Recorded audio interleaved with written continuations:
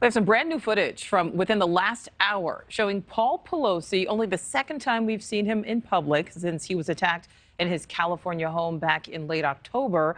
Paul Pelosi once again wearing that black hat, seated next to his wife, Speaker Pelosi. He was in D.C. today for the unveiling of Speaker Pelosi's congressional portrait. And just into our newsroom, we have learned the man behind that attack will go to trial. The judge ruling on the decision just moments ago. David DePape appearing in court today for a preliminary hearing. He was charged for allegedly attacking Paul Pelosi. Rob Nesbitt from our San Francisco affiliate KRON joins us live. Rob, thanks for being with us. You know, some shocking new details in court today, including a list of people DePape allegedly also planned to target.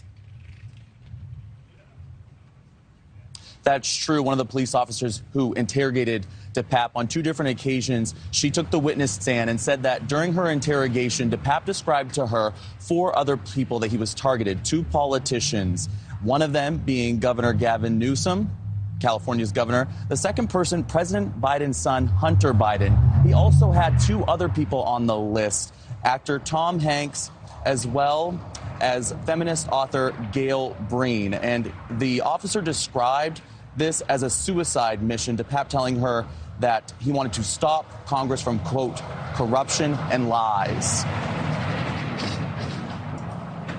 Well, Rob, tell us about the body cam footage and 911 audio. I know that was presented today. What did we learn from that new evidence?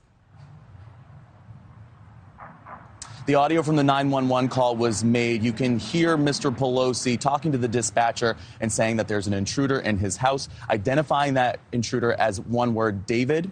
He said that the person was looking for Nancy, but that Nancy wasn't there. The dispatcher kind of starts to question Mr. Pelosi, asking if he needs help, if he knows the person. And you can kind of tell in the audio that Mr. Pelosi is trying to be as discreet as possible and not say exactly what is happening, but try to hint to the fact that he does need help. At the end of the 911 call, he says that the person named David is yelling for him to get off the phone. The 911 call ends.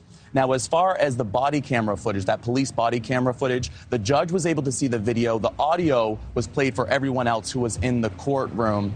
And you can hear, it's very brief, only 15 seconds long, but you hear 2 police officers knock on a door. The door opens. They ask, is everything okay? And then there's described, a police officer testifies, describing it, telling people in the courtroom that that was the moment that there was a hammer that Mr. Pelosi was holding and that David DePape was holding. And then in one swoop, he says, that officer says that David DePape struck Mr. Pelosi in the head, saying that Mr. Pelosi fell to the ground and was laying in a pool of his own blood. Very, very scary situation described today by police officers who took the stand. All right, Rob Nesbitt, live there in San Francisco. Thank you. Thank you for watching. Go to newsnationnow.com to find NewsNation on your television provider. And don't forget to click the red subscribe button below to get more of NewsNation's fact-driven, unbiased coverage.